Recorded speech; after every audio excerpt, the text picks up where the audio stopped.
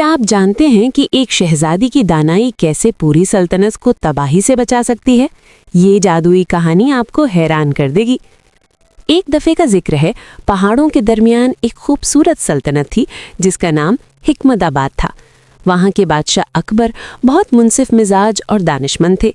उनकी बेटी शहजादी सोफिया सिर्फ 15 साल की थी, लेकिन उसकी दानाई और समझदारी बड़े बड़े आलिमों से भी ज्यादा थी। सोफिया को किताबें पढ़ना, पहेलियां हल करना और लोगों के मसाइल सुनना बहुत पसंद था।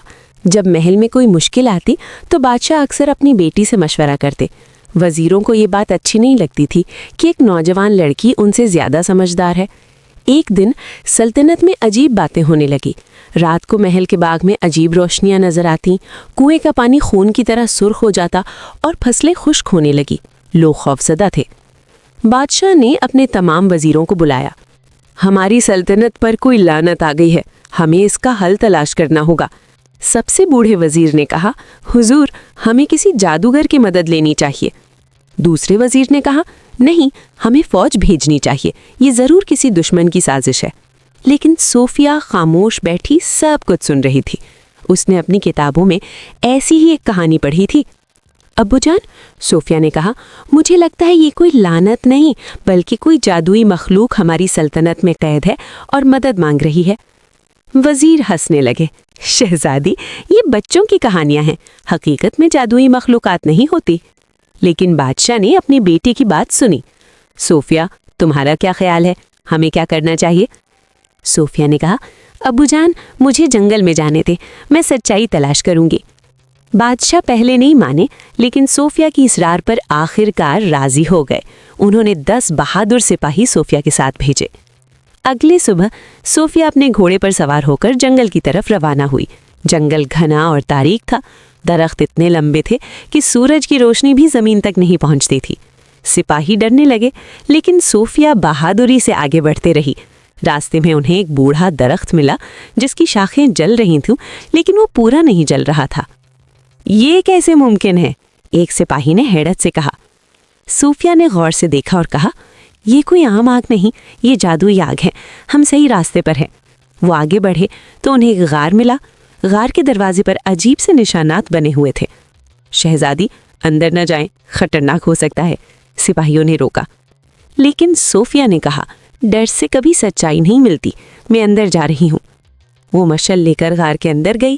गार बहुत गहरा था और अंदर से अजीब आवाजें आ रही थीं। आखिरकार वो के बड़े कमरे में पहुंची। वहां एक बड़ा पिंजरा था जिसमें एक खूबसूरत जादुई परिंदा कैद था। परिंदे के पर सोने के थे और आंखें नीलम की तरह चमक रही थीं। दोस्तों, अगर आपको ये मुहिम जोई पसंद आ रही है तो लाइक करें और चैनल सब्सक्राइब करना ना भूलें। तुम कौन हो? सोफिया ने पूछा। परिंदे ने इंसानी आवाज में कहा, मैं फीनिक्स हूँ, आग का परिंदा।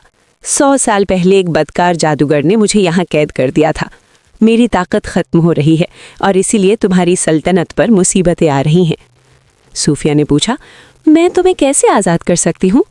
फीनिक्स ने कहा, इस पिंजरे को खोलने के लिए तुम्हें 3 पहेलियां हल करनी होंगी। अगर तुम गलती करोगी तो ये गार हमेशा के लिए बंद हो जाएगा। सोफिया ने हिम्मत से कहा, मैं तैयार हूँ। फीनिक्स ने पहली पहेली पूछी, मैं वो चीज़ हूँ जो हर किसी के पास है, लेकिन कोई इसे दे नहीं सकता, मैं कौन हूँ? सोफिया ने सोचा और कहा, साया। हर किसी का अपना साया होता है, लेकिन कोई दूसरे को अपना साया नहीं दे सकता। सही, फीनिक्स ने कहा। पिंजरे का पहला ताला खुल गया। दूसरी पहेली, मैं वो चीज़ हूँ जो जितनी लेते हो उतनी बढ़ती है, मैं कौन हूँ? सोफिया ने कहा, इल्म। जितना इल्म हासिल करोगे उतना बढ़ता जाएगा। बिल्कुल सही, दूसरा ताला खुल गया। तीसरी पहेली सबसे मुश्किल थी। मैं वो चीज़ हूँ जो टूटती है लेकिन कभी गिरती नहीं, और वो चीज़ जो गिरती है लेकिन कभी टूटती नहीं, हम कौन हैं? सोफिया ने सोचा। सिपाही भी सोच रहे थे, लेकिन किसी को जवाब नहीं सूझा। फिर सोफिया को जवाब मिल गया। दिन टूटता है यानी सुबह होती है, लेकिन गिरता नहीं, और रात गिरती है यानी शाम होती है, लेकिन टूटती नहीं। जवाब है दिन और रात। फीनिक्स की आंखों में खुशी के आंसू आ गए। तुम वाकई दानिशमंद हो शहजादी, तुमने मुझे आज़ाद कर दिया। तीसरा ताला खुला और फीनिक्स पिंजरे से बाहर आया। उसने अपने पर फैलाए तो पूरी गार रोशन हो गई। फीनिक्स ने कहा, शहजादी सूफिया, तुमने मुझे आज़ाद किया, अब मैं तुम्हारी सल्तनत की हिफाजत करूंगा और तुम्हारी मदद करूंगा। फीनिक्स ने आग का एक शोला सूफिया की तरफ उड़ाया। वो शोला एक खूबसूरत लाल मोती में बदल गया। ये मेरी ताकत का निशान है। जब भी तुम्हें मदद की ज़रूरत हो, इस मोती को हाथ में पकड़ो और मुझे बुलाओ। सोफिया और सिपाही वापस महल पहुंचे। जैसे ही फीनिक्स आज़ाद हुआ, सल्तनत से सारी मुसीबतें खत्म हो गई। कुएं का पानी साफ हो गया, फसलें दोबारा उगने लगी और रात की अजीब रोशनियां गायब हो गई। बादशाह ने अपनी बेटी को गले लगाया। सोफिया, तुमने साबित कर दिया कि दानाई और हिम्मत से हर मुश्किल हल हो सकती है। वजीर शर्मिंदा थे क्योंकि उन्होंने शहजादी की बात नहीं सुनी थी। उस दिन के बाद सोफिया की शोहरत पूरी दुनिया में फैल गई। दूर दराज के मुल्कों से लोग उसकी दानाई से सीखने आते। लेकिन सोफिया ने कभी गरूर नहीं किया। वो कहती, दानाई वो है जो दूसरों के साथ बांटी जाए। इल्म सिर्फ अपने पास रखना बेफायदा है। उसने अपनी सल्तनत में एक बड़ी लाइब्रेरी बनवाई जहाँ गरीब से गरीब बच्चा आकर किताबें पढ़ सकता था। उसने एक अकेडमी भी खोली जहाँ लड़कियों को तालीम दी जाती थी। एक दिन पड़ोसी सल्तनत से एक सफ़ीर आया। शहजादी सूफिया, हमारे यहाँ 2 कबीलों में लड़ाई हो रही है, क्या आप हमारी मदद कर सकती हैं? सूफिया फौरन तैयार हो गई। उसने फीनिक्स का मोती पकड़ा और आसमान में फीनिक्स नमूदार हो गया। मेरे दोस्त, हमें एक और मुहिम पर जाना है। फीनिक्स ने कहा, मैं हमेशा तुम्हारे साथ हूँ दानिशमंद शहजादी। सोफिया फीनिक्स की पीठ पर सवार हुई और वो आसमान में उड़ गए। उन्होंने पड़ोसी मुल्क पहुंचकर दोनों कबीलों को समझाया, उनकी तकलीफें सुनी और एक मुनसिफाना हल निकाला। दोनों कबीले खुश हो गए और लड़ाई खत्म हो गई। प्यारे दोस्तों, अगर आपको शहजादी सोफिया की ये मुहिम जोई पसंद आई तो लाइक, कमेंट और शेयर ज़रूर करें।